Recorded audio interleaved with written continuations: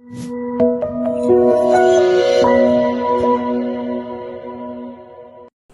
علیکم. میرا نام ڈاکٹر طلحہ شہزاد ہے. میں as a assistant professor pulmonology Aga Khan university hospital میں کام کر رہا ہوں as a full time faculty.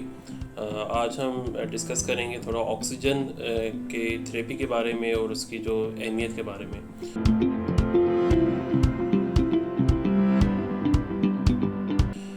Oxygen ہم سب کو نارمل لائف گزارنے کے لیے اور نارمل فنکشننگ کے لیے آکسیجن کی ضرورت ہے, جو ہم سانس کے ذریعے اپنی باڈی میں لے کے جاتے ہیں. ان میں سے کچھ بیماریاں ایسی ہیں جو مستقل, جس میں لنگس کمزور ہو سکتے ہیں, جیسے COPD جس کو ہم پھیپھڑوں کا دائمی مرض کہتے ہیں. اس کے علاوہ لنگ فائبروسس کے کیسز ہوتے ہیں, یا بعض پلمونری ہائپر ٹینشن کے کیسز ہوتے ہیں جن میں مستقل آکسیجن کی ضرورت بعض مریضوں کو ضرورت رہ سکتی ہے. اس کے علاوہ اور بھی کچھ بیماریاں ہیں جیسے نمونیا ہے یا ایستھما کا اٹیک ہے. ان میں بھی کچھ دنوں تک پیشنٹ کو آکسیجن کی ضرورت رہ سکتی ہے. آکسیجن کو چیک کرنے کے لیے ہمارے بلڈ کے اندر ٹیسٹ کر کے دیکھ سکتے ہیں, جس کے اندر آرٹیریل بلڈ گیس جس کو ہم کہتے ہیں ABGs, اس کے ذریعے آکسیجن کا لیول ہم چیک کر سکتے ہیں. اس کے علاوہ سمپل آکسیجن جو ہم فنگر کے ساتھ بھی چیک کر سکتے ہیں, جس کو ہم پلس آکسی میٹر کہتے ہیں, اس کے ذریعے بھی آکسیجن چیک کر سکتے ہیں. اگر آکسیجن لیول پیشنٹ کا کم ہو تو ان کو آکسیجن لگانے کی ضرورت ہوتی ہے.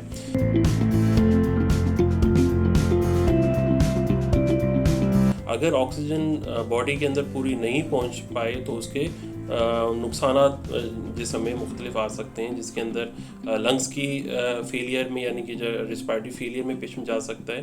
اس کے علاوہ اس کے جو ایڈورس ایفیکٹس ہیں وہ ہارٹ پہ اور کڈنیز پہ بھی اور دماغ پہ بھی پڑ سکتے ہیں, اور اس کے ساتھ انسان کی فنکشننگ کیپیسٹی متاثر ہو سکتی ہے. اور یہ کنڈیشن اگر زیادہ آکسیجن کم ہو جائے تو سیریس یا جان لیوا بھی ثابت ہو سکتا ہے.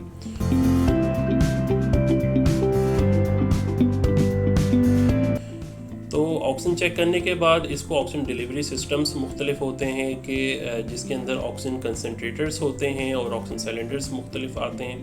آکسیجن سلنڈرز کو ہم ایک ریزروائر کے طور پہ آکسیجن اس میں جمع ہوتا ہے, اور اس کو ہم آکسیجن وائے نیزل پرونگ یعنی کہ ناک کے جو نیزل کینولا ہوتے ہیں اس کے ذریعے ہم لگا سکتے ہیں, یا فیس ماسک کے ذریعے لگا سکتے ہیں, یا ڈفرینٹ ڈیوائسز ہوتی ہیں جیسے CPAP مشینز یا BiPAP مشین, ان کے ساتھ بھی آکسیجن ڈیلیور کر سکتے ہیں.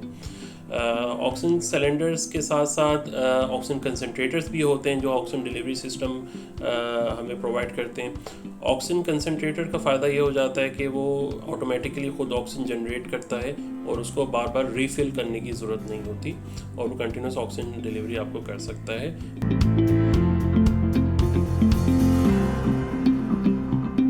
اس کے علاوہ جیسے آج کل کورونا کے ہم پیشنٹس بھی دیکھتے ہیں, اس میں بھی آکسیجن کی کافی کمی ہو جاتی ہے پیشنٹس میں, اور ان میں بھی اکثر لوگوں کو آکسیجن ڈیلیوری کی ضرورت رہتی ہے جو ہم مختلف سلنڈرز یا کنسنٹریٹرز کے ساتھ اپلائی کرتے ہیں.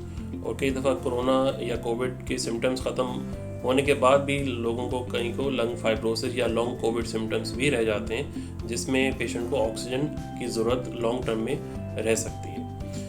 آکسیجن ڈیلیوری کے لحاظ سے مختلف, جیسے آپ کو بتایا کہ آکسیجن فیس ماسک یا نیزل کینولا کے ذریعے یا ڈفرینٹ اپلائنسز جیسے CPAP یا BiPAP مشینز کے ذریعے آپ اپلائی کر سکتے ہو. آکسیجن ڈیلیوری کے لیے آپ کو ٹارگٹ آکسیجن ہم کو دیکھنا پڑتا ہے کہ آکسیجن سیچوریشن ایک سیف لیول تک پیشنٹ کو ملتی رہے, اور زیادہ آکسیجن دینا بھی سم ٹائمز ڈینجرس ہو سکتا ہے. تو اس کا ایک نارمل جو لیول جو باڈی کی فیزیولوجیکل نیڈ ہے اس کے لحاظ سے اس کو مینٹین کرنا پڑتا ہے آکسیجن کو.